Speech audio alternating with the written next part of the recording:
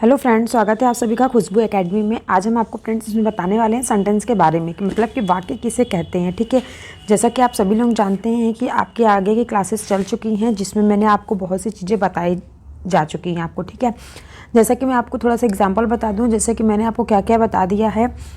मैंने आपको शब्द भेद, बनावट के आधार पर, शब्दों के भेद, उत्पत्ति के आधार पर, अर्थ के आधार पर, रूपांतरण के आधार पर सभी प्रकार के मैंने शब्दों के भेद आपको बता दिया है। संज्ञा, सर्वनाम, क्रिया, विशेषण ये सब बता दिया, लिंग वचन बता दिया, कारक बता दिया है। आज फ्रेंड्स हमारा जो चैप्टर चल रहा है, जो आज मैं आपको बताऊंगी वो बताऊंगी वाक्य।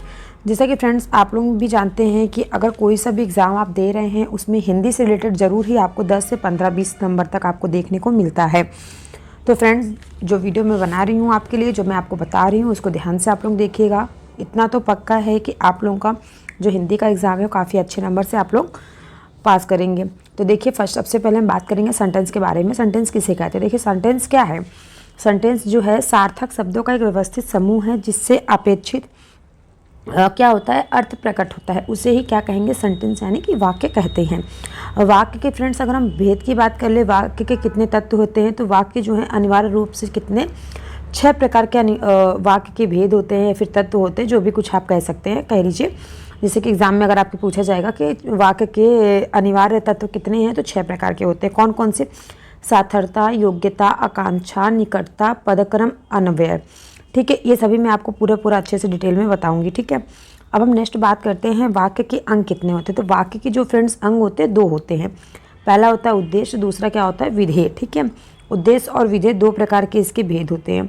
तो फ्रेंड्स देखिए पहले हम उद्देश्य के बारे में बात करेंगे, फिर उसके बाद हम क्या बात करेंगे? विधेय के बारे में।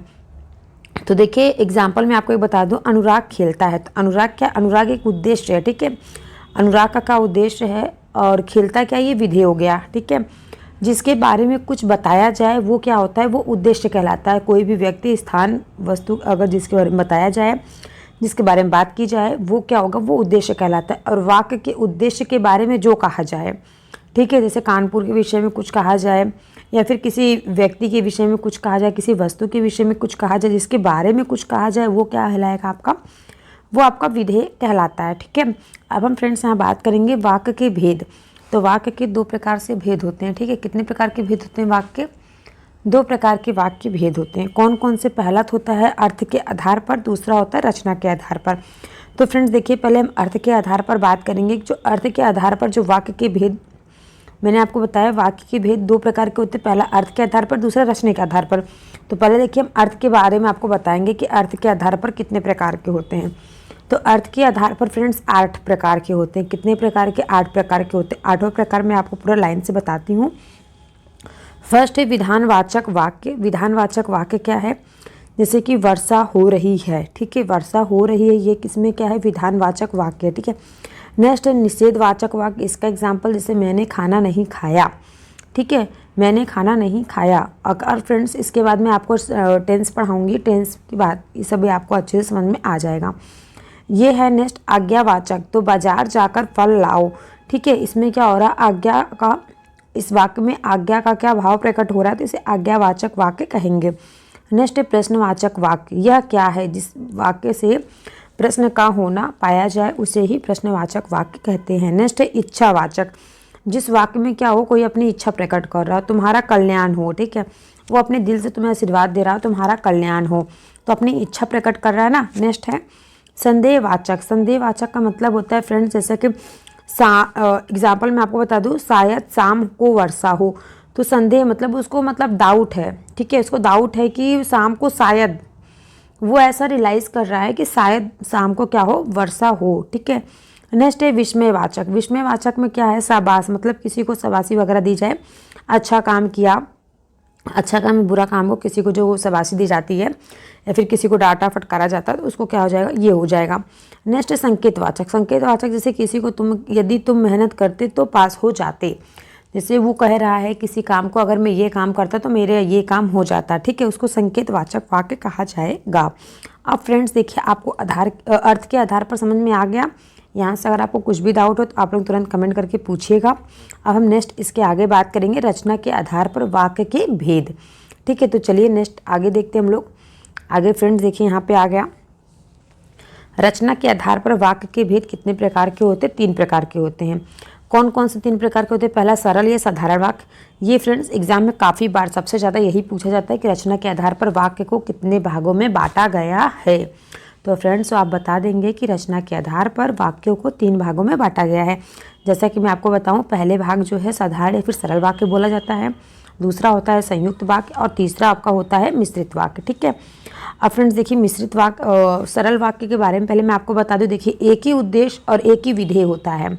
एक उद्देश्य प्लस एक विधेय होता है तो वहाँ पर क्या हो जाएगा? वह खाना खाता है। एक उद्देश्य दूसरे विधेय के बारे में क्या बता रहा है? वह खाना खाता है ना, तो ये क्या हो जाएगा? इसका एग्जाम्पल है। ठीक है, तो इसमें साधारण बात वाक्य बोल दिया है ना, तो ये साधारण वाक्य हो गया, सिंपल टेंस। ठीक है।